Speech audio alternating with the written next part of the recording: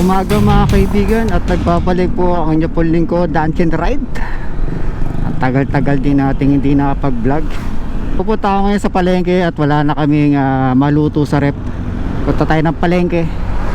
Kaya yung araw ay holiday, walang pasok, kaya naisipan ko mag-vlog. Ang tagal-tagal ko na rin hindi nakakagawa ng mga videos.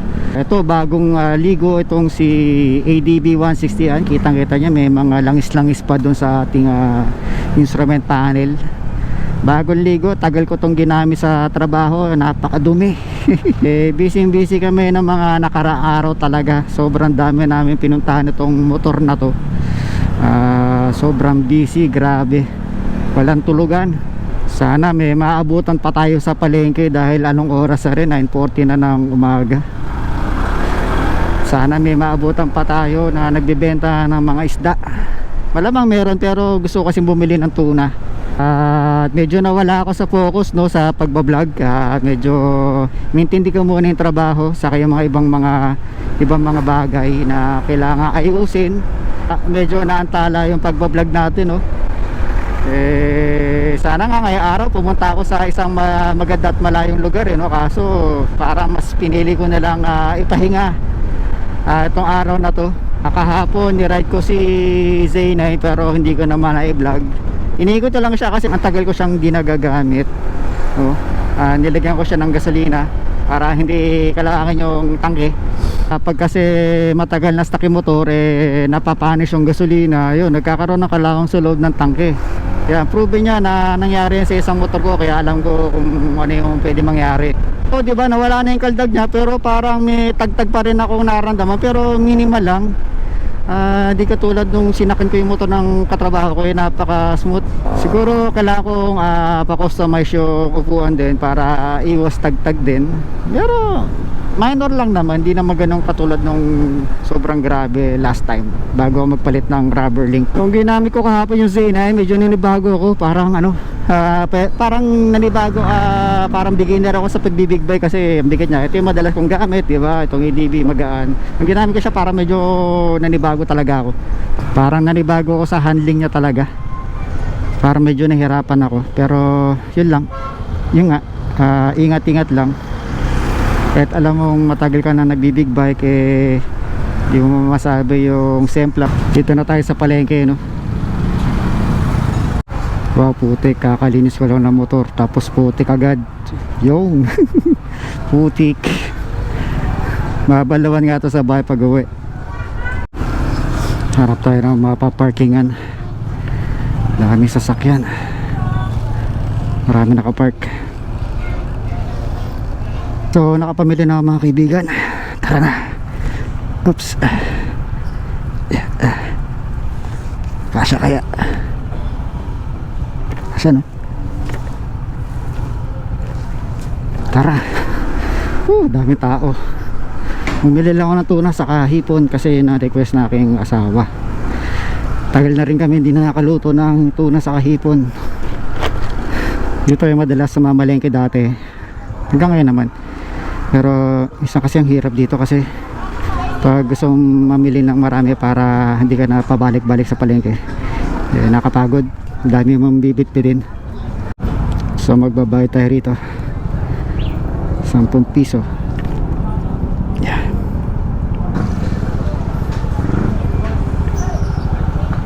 Masarap na ang pakiramdam pag pauwi ka na galing palengke kasi nakapagod sa palengke.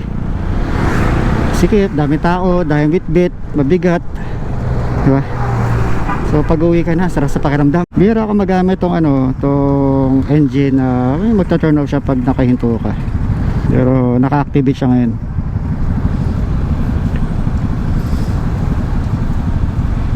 Tara na.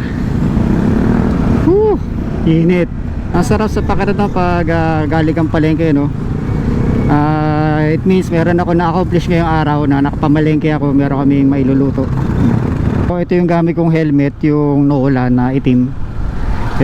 Sana okay sa vlogging, kasi dun sa isa kong helmet, yung Icon na orange, sumisipol siya pag sobrang bilis, mapasok yung hangin, narinig yung sipol. Ito sana maganda yung audio. Kasi sa isang helmet pag nasa highway ko, pag sobrang bilis, yung sumisipol kasi.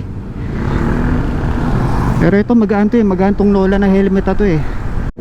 Napansin ko dun sa Nolan napakagaan. Yung Icon napakabigat. Siguro solid talaga no, yung Icon, kaya ganoon siya kabigat. Ito kasi magaan eh, hindi nananakit yung aking leeg kahit meron akong GoPro na nakakabit sa aking helmet. Alam mo, minsan mahilig ako magplano pero minsan di natutupad. Minsan sabi ko sarili ko, punta ako ng Batangas kinabukasan kahit walang pasok, pero pagising ko ng umaga parang tamad na tamad ako. Para ayokong bumangon. Kaya kung hindi mo lalabanan yung sarili mo, no, wala mangyayari. Kaya kailangan talaga labanan mo talaga, labanan yung sarili mo para may ma-accomplish ka sa isang araw. Kasi kung hindi, naku, wala mangyayari. Sayang lang yung araw mo, di ba? Itong ADB, sarap na sarap akong gamitin eh. Yung big bike ko hindi ko na nagagamit pero alam nyo, pangharabos ko na rin to, saka pang mga malalayo, pang trabaho, kasi dinadala ko to sa Batangas eh. Kasi alam nyo na, maintenance ng big bike mahal. Ito, pag nasira ka, pag yung big bike nasira ka, gastos ka talaga na malaki. Pero pag scooter, di mo masyadong indain eh. Kaya mas confident akong gamitin to sa mga malalayo, no, pag pumapasok ko sa trabaho. Alam nyo ba, sa sobrang daling gamitin itong motor na to, sa sobrang komportable, bigla akong naging beginner sa big bike nung ginamit ko ulit yung big bike ko.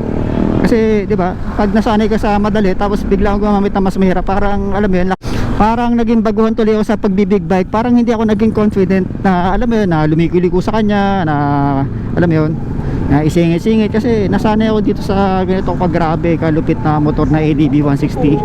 Diba? Ang naging problema ko lang talaga dito yung kaldag, pero naayos ko na noong napalitan ko na yung rubber leg stopper niya, yung rubber stopper, so nawala na. Pero ngayon may mga kaldag pa rin eh. Hindi naman kaldag, kumbaga parang naramdaman ko yung sahig, ramdam ko yung pagiging ano niya, yung pagiging wrap niya. No, hindi katulad nung nagamit ko yung scooter ng yung Passion na kaibigan ko, napaka smooth. So pinarepack niya raw, sa pinalitan niya yung yung upuan. Siguro naging malaking pagbabago yung yung pag-repack ng shocks niya sa harap, saka sa likod, saka yung yung pagpalit niya ng upuan. So naging mas malambot yung upuan niya, na mas naging makapal, kaya siguro hindi niya masyado naramdaman. Kaya hindi ko masyadong naramdaman yung yung niya, yung kaldag, o alam mo na, di ba? Smooth na smooth siya. Alam nyo, napakarami kong iniisip ngayon. Kaya siguro dahil sa edad na rin natin, hindi na tayo bata, ganun talaga siguro pag nagkakaedad ka na, no?